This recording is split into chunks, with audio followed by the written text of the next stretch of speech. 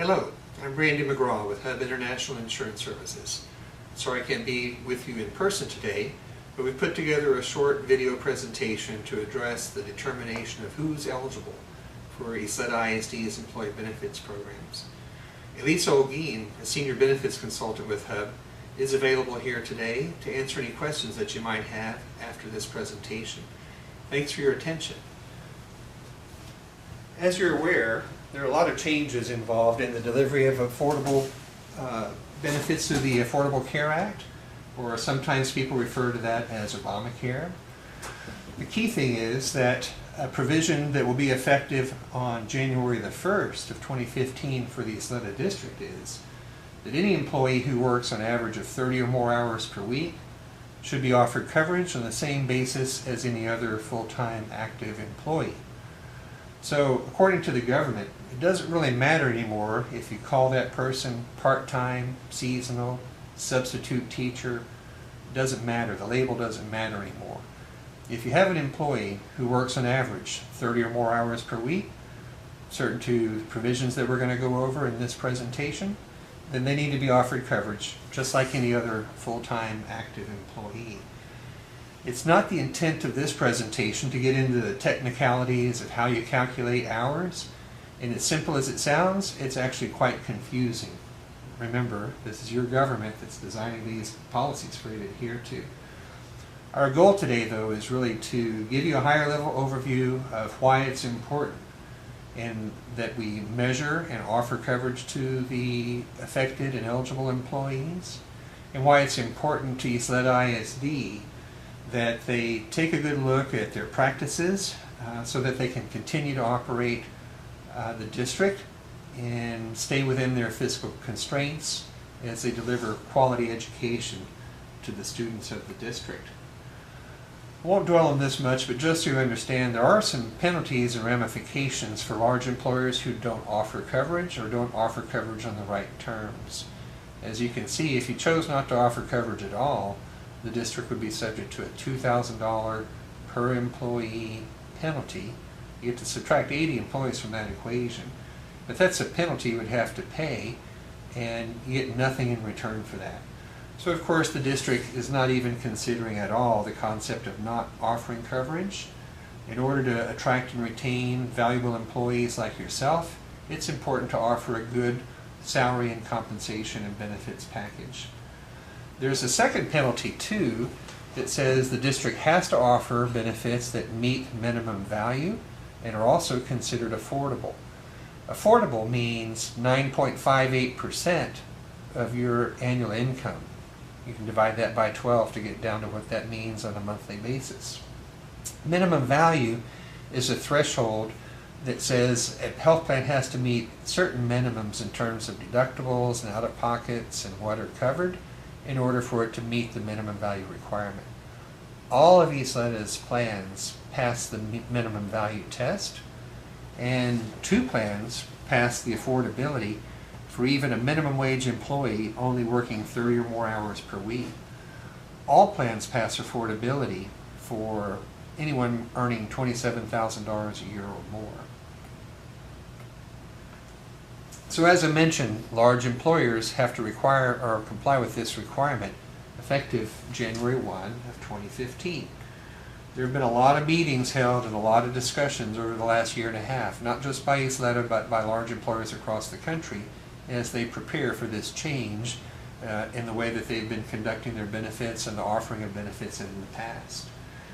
It's important to note too that when they say 30 hours or more per week, as you go through the math, that really translates to 130 hours of service or more per month.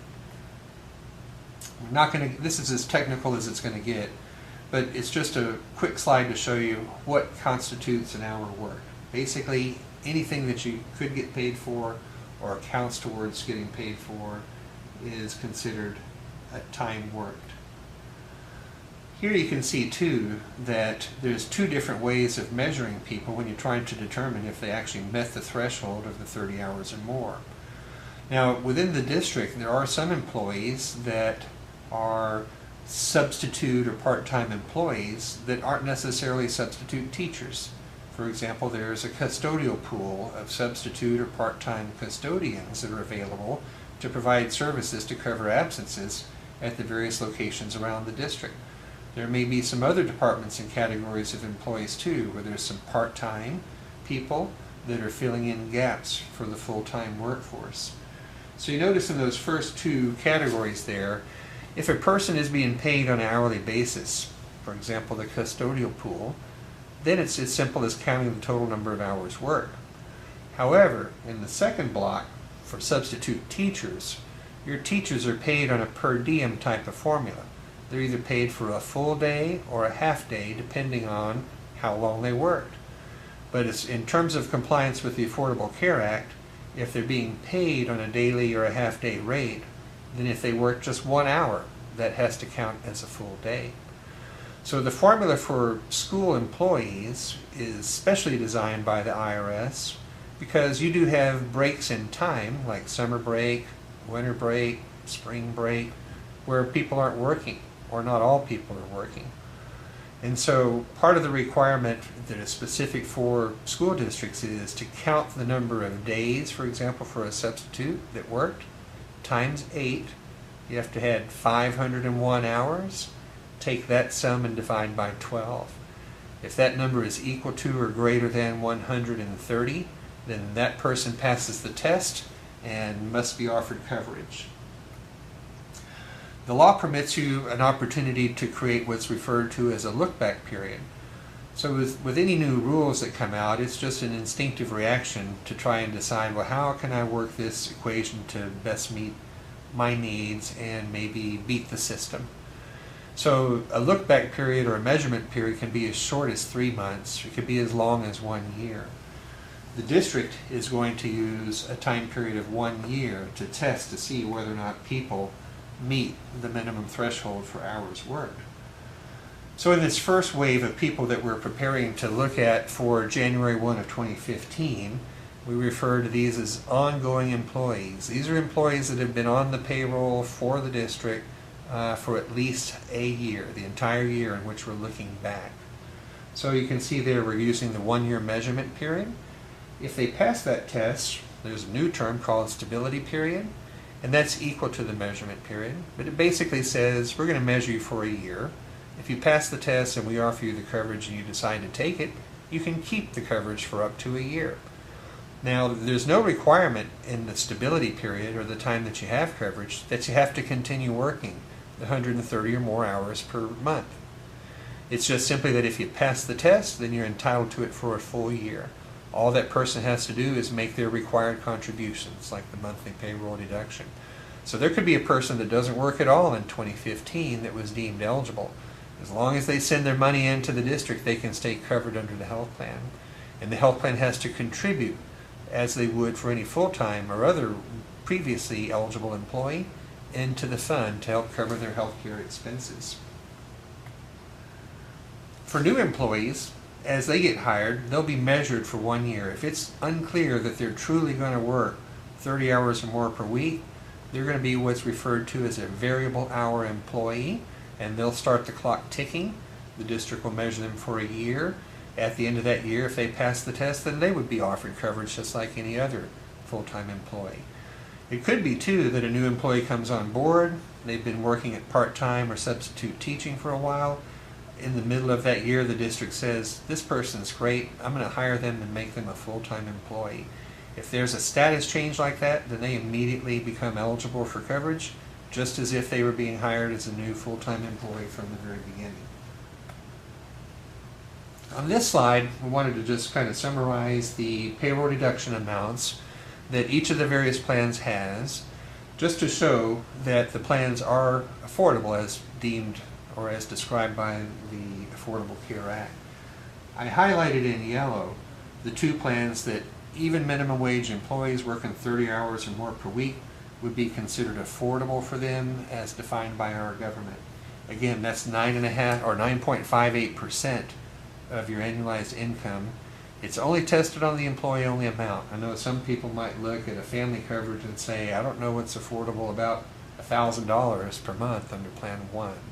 But the affordability test is measured on the employee-only amount by itself. Now, as I pointed out before, even under Plan 1, the richest level of benefits where payroll deductions for single coverage is $211 per month, that's deemed affordable for somebody making $27,000 or more per year. It's kind of a scary thought that your government thinks that 9.5% or almost 10% of your income is considered affordable to buy insurance. That's not counting the part that you would owe for deductibles or co-pays or co-insurance. So, how does that all come together? Why are we having this discussion? You can see this is forcing employers all across the country. And last year and part of this year, there was a lot of media headlines about restaurant, fast food industries, and what are they going to do, pay a penalty, offer coverage to everybody, try to trim people's hours down below 30. And a lot of large employers have done, or a lot of the fast food and service industry has done just that. They've tried to trim everybody's hours back under 30. But what you can see here is that for each person that participates in the health plan, the district contributes $449.77 per month. That's almost $5,400 per year. If there's 100 people under this new formula that are deemed eligible and elect coverage under Isletta's plans, that's an added almost $540,000 annual expense to the existing budget. And you guys have been around for a while. You've seen the board at work. You're aware of the fiscal situation. There isn't just $500,000 floating around at any given time just for the purpose of offering health coverage. You can also see that if this number gets up close to 400 new people coming onto the plan, that's a $2 million annual expense to the district. It's considered an expense in the amount of money that the district contributes to the pool. The district manages a self-funded benefit plan, and with that comes the willingness to cover risk. If the average risk of the people that are coming on are greater than the contributions being made, then that also puts pressure on the pool to have to raise rates over time.